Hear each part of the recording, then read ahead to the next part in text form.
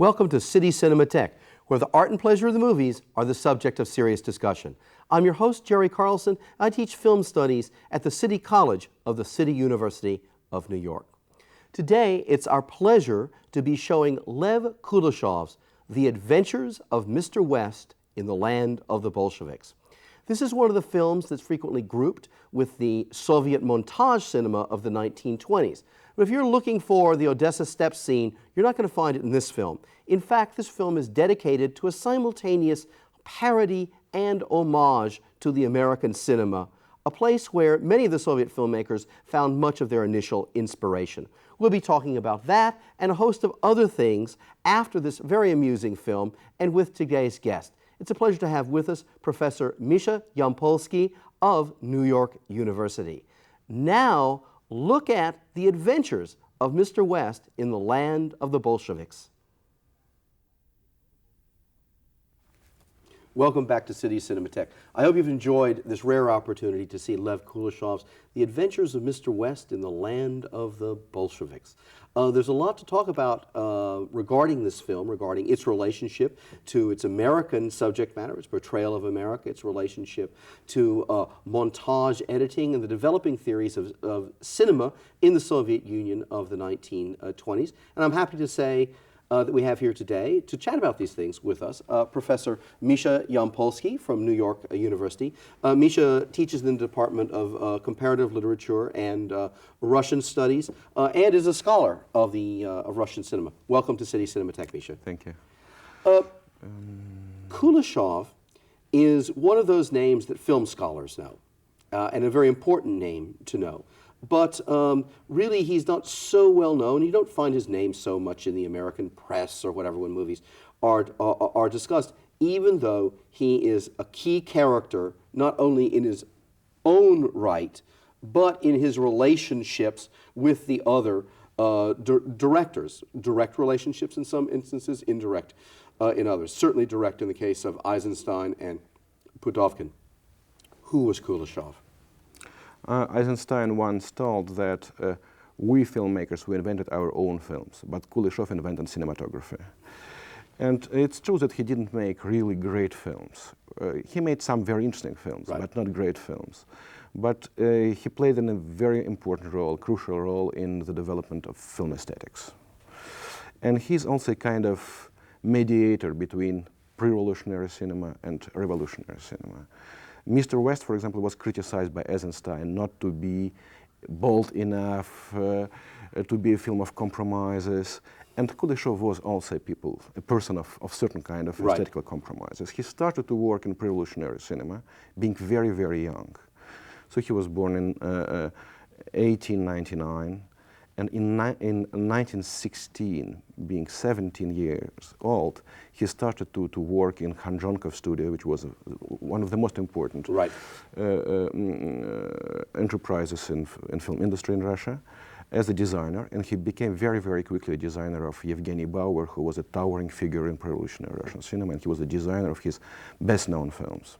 Before he's 20? Before he was 20, yes. Yeah. So, and he made his first film in 1918 in Khanjonkov studio, which was a project of engineer Pride. The first film when he was very strongly involved in what was called Americanization, Americanism. He developed a very strong interest in American cinema. And he claims this film is almost not preserved. You have very small elements of this film that are preserved, so it's very difficult to have a kind of judgment about this film. But he was claiming that it was his first experiments on montage and rhythm. And he was, basically he was very interested in it's not particular to Kuleshov, only in the overcoming of deep melodramatic psychologism of pre-revolutionary cinema. After the revolution, psychology was seen as a kind of sin, as it's a kind of bad sign of bourgeois consciousness. And the interest was in the development of more rational, a more machine-like, if you want, approach to the body. So the idea was that Russia should be modernized. And being modernized, it should overcome this old 19th century kind of psychology and to develop very rational, new anthropology. And it was, of course, a kind of utopian idea. And Kuleshov has seen the sources of this innovation in American cinema, basically in films of adventures and in slapsticks. So he was very interested in comedy, in American comedy, and he was very interested in Westerns. This is why he brought this cowboy, strange cowboy, for example. Cowboy Jack, yeah. And he made a lot of films dealing with the United States and America, and kind of parody of America and American cinema. But the main idea was to bring this new, speedy, adventurous cinema instead of the slow melodramas based on a kind of psychological performance of actors that was typical for Russian cinema before the revolution.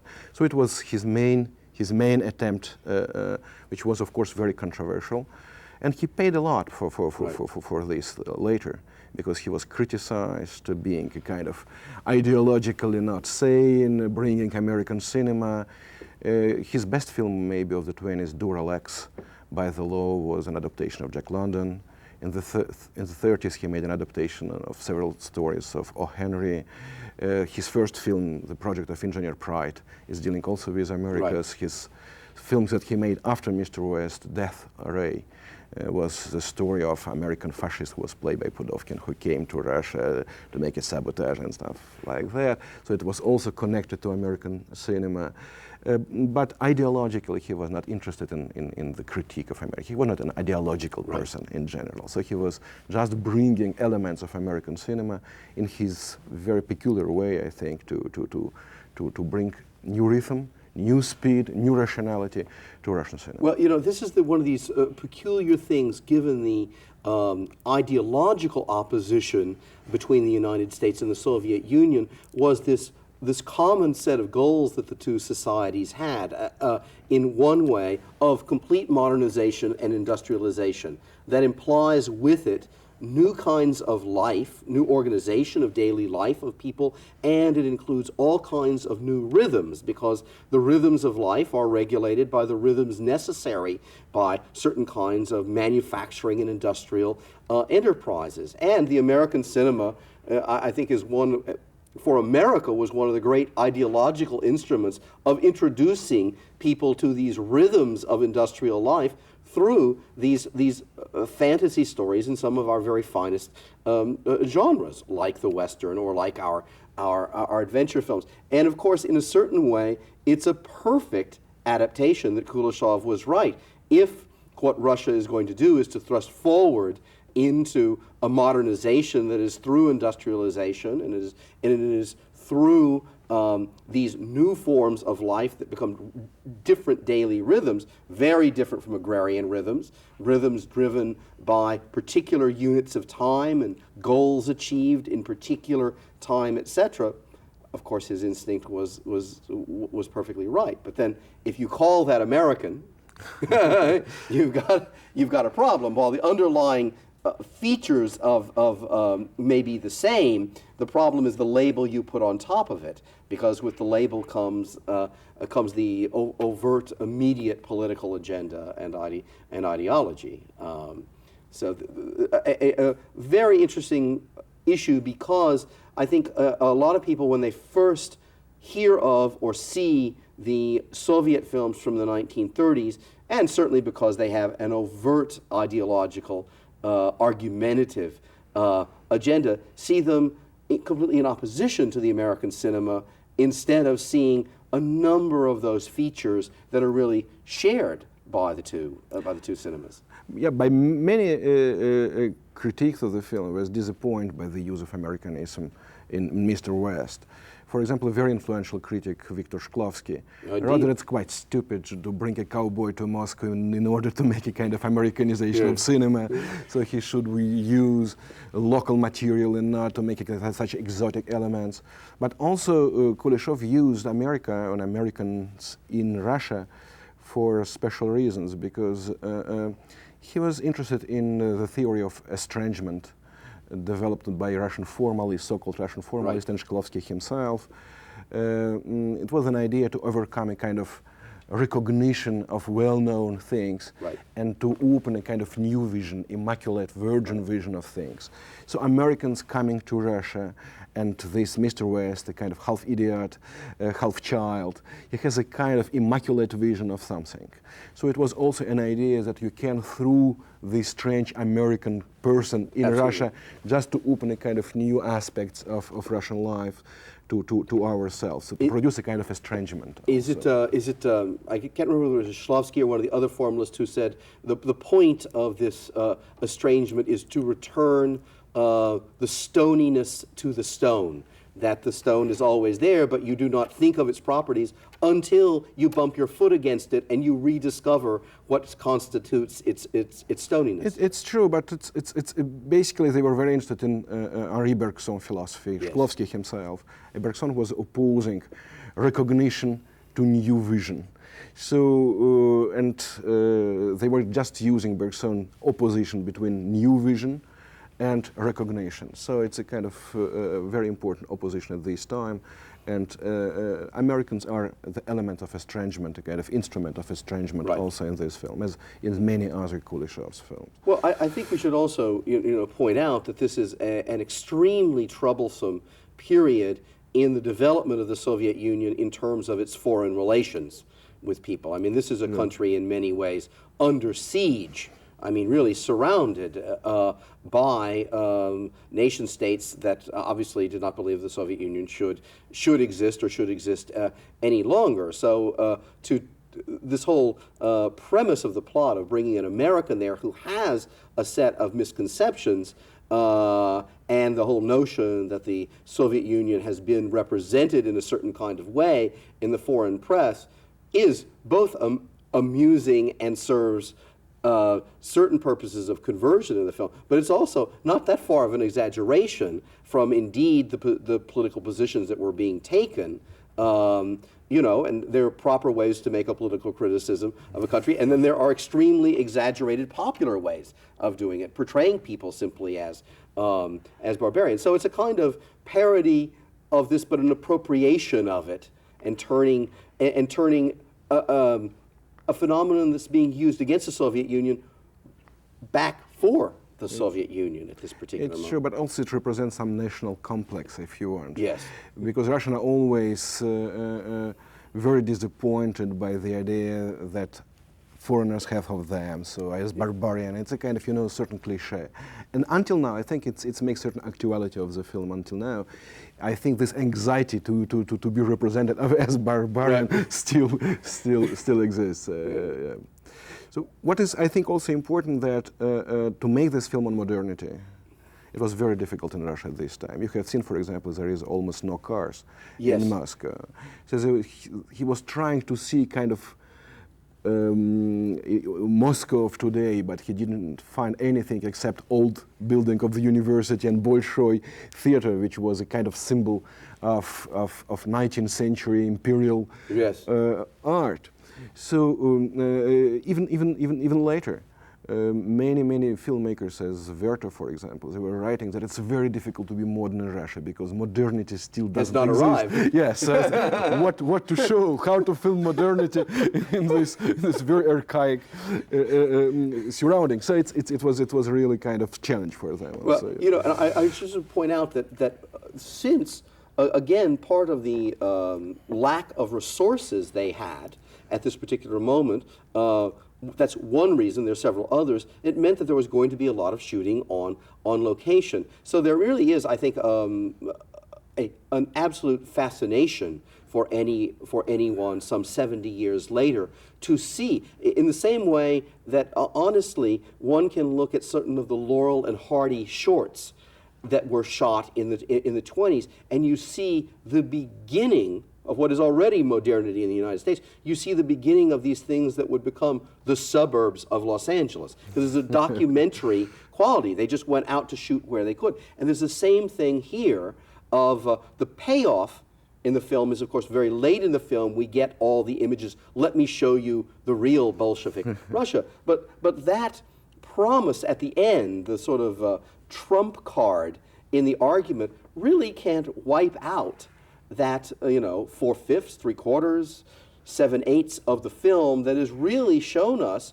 a place in which motorcycles, even if you have them, can barely navigate the muddy, unpaved streets. Are we in Moscow, or are we in some village far out in Siberia? Because there doesn't seem to be that much difference in certain kinds of ways. The film is very heterogeneous because it's mixing documentary footage, Yes. for example, at the end of the film.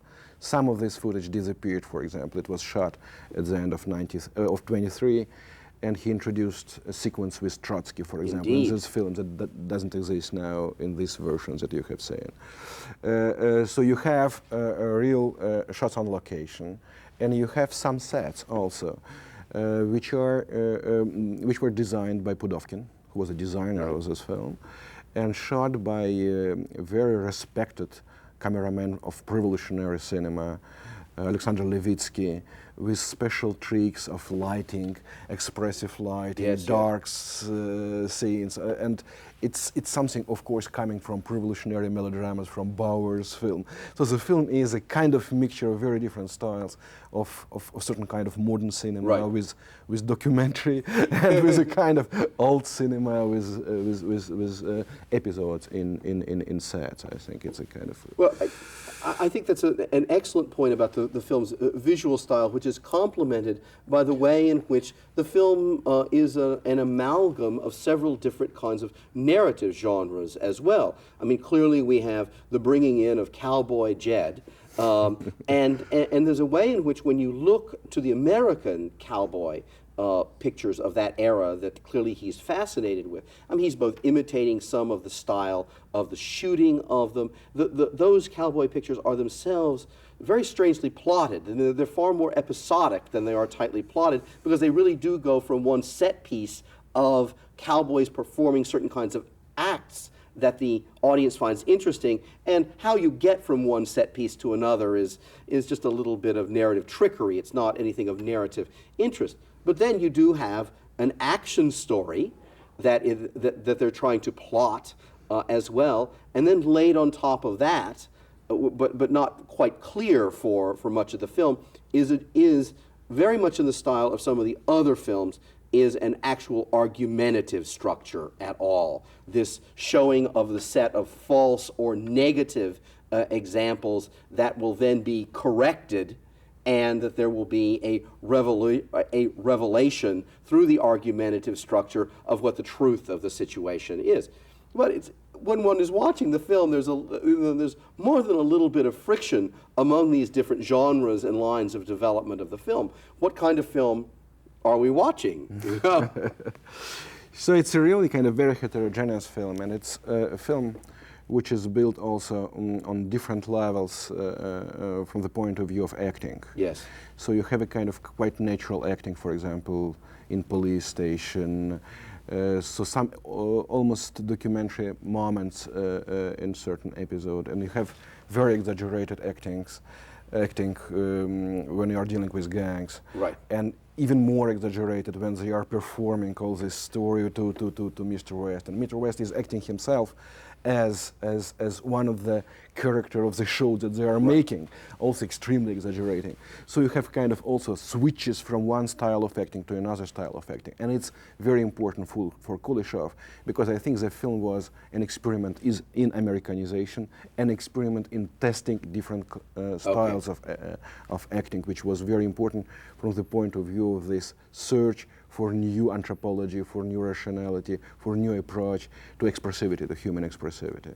And we should also just point out that since our most common experience of seeing films, even for people interested in film history, is really mostly films from 1935 on. And what that means is even given a variety of directorial or national cinema styles, there really is a kind of regularization of the uses of sound and of acting that really is recognizable as film acting. I don't mean to say there isn't great variation within that range, but that period from 1896 to 1934 or 1935 is an enormous period of experimentation over what constitutes appropriate acting styles for the new medium. It's not a settled question by any means.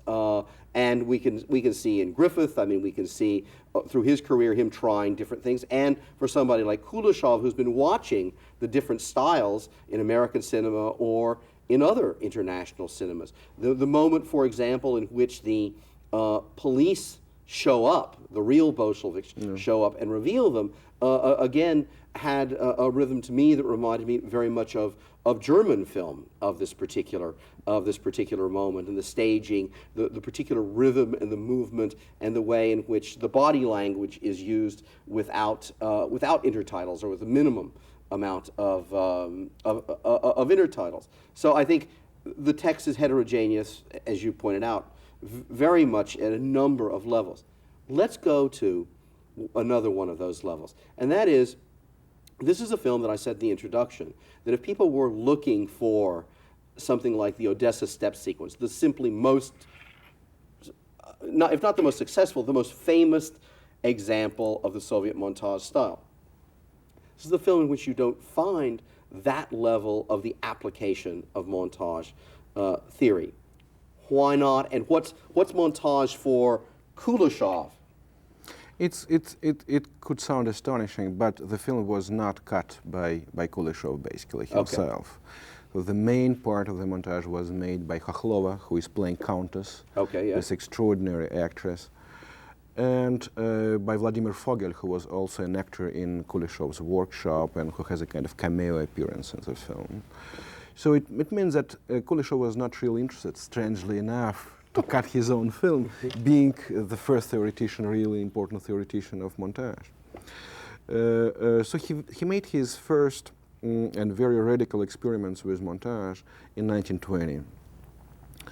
The idea was that he was trying to find the film specificity, and to discover a kind of film language. And he made several experiments shooting few short, really, tests of montage. One was called a created space. So he was starting in one space, in one city, and finishing the same short sequence in another city. And it was a kind of continuity or walk of the same character who is starting in St. Petersburg and finishing his short walk in Moscow. And it was perfectly coherent. So he has shown that cinema can create an absolutely abstract space. After it, he made a so-called created person. So he shoot the legs of one person, the hands of another person, the face of the third person, and put everything together. And it was perfectly unified. And spectator had also a kind of feeling of coherence, and it was also very radical. He made an experiment with shooting dance, when he was trying to prove that cinema by montage can create its own rhythm of dance. But the most important, of course, and the most famous experiment, it's so-called Mozhukin experiment, when he took a kind of neutral close-up without specific expression of a star of pre-revolutionary cinema, Ivan Mozhukin, and he juxtaposed this close-up to different contexts. In one case, it was the corpse of a young woman in a coffin, and this unexpressive face suddenly started to express a sorrow. In another case, it was juxtaposed to the plate with a meal, with food, so it started to express hunger. And it was something absolutely astonishing, surprising, and extraordinary discovery that expressivity is not created by an actor, but created by montage. Right. So he was trying to prove that cinema with montage, on the base of montage, can create its own language and its own meaning, independent of what people are doing. And now we are, after Eisenstein, Vertov, all these people who came after Kuleshov, working on montage, really developed montage to the kind of astonishing achievements. So we are considering this part of Kuleshov theory as central. But I think it was something emerging from his interest in the reformation of acting. Not just to create a kind of psychological acting, but I can make any actor express what I want through montage. So to dislocate body, to fragment body, to juxtapose different elements of the body, it's my mean to produce meaning. So I don't ask you to be expressive.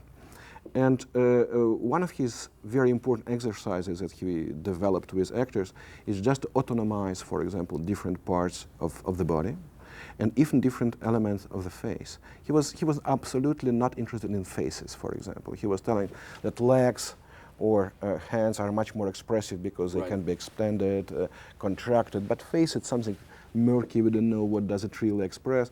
So he developed certain kind of absolutely absurd, from certain point of view, exercises, how to autonomize elements of the face. So I will just quote one, normal face. 2, eyes squint, move to the right. 3, pose. 4, forehead and eyebrows knit. 5, lower jaw juts forward. Eyes move abruptly to the right.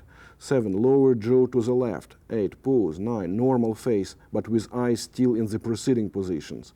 10, eyes wide open while mouth half open, etc. So he's just trying even to think about the face in terms of montage. He's just cutting all different elements. And what is interesting in such exercises is that he's trying to absolutely demotivate psychologically what actors are doing.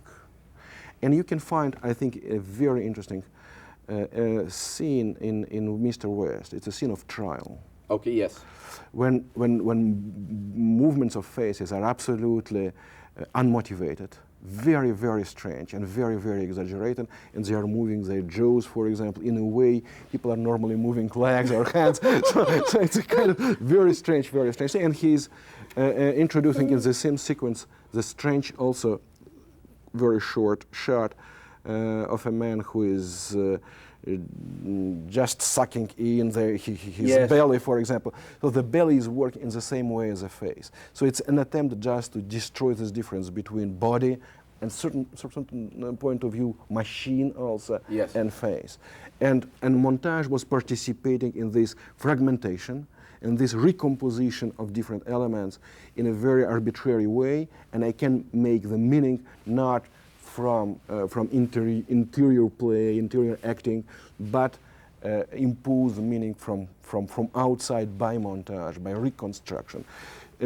So I think it's very important to understand that for Kuleshov, it was still very, very strongly connected to acting.